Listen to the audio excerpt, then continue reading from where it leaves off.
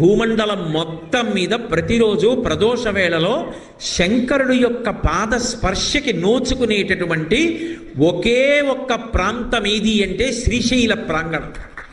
శ్రీశైల ప్రాంతంలో ప్రదోష వేళలో అసలు ఉండడం అనేటటువంటిది అంత గొప్ప విశేషం. ఎందుకని అంటే ఇక్కడ దిగుతాడు, ఆయన దిగి నడుస్తాడు.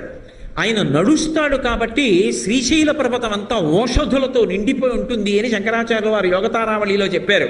శ్రీశైల శృంగే వివిధ ప్రసంగే శేషాద్రి శృంగే సదా వసంతం తమర్జునం మల్లిక పూర్వమేనం అంటారు.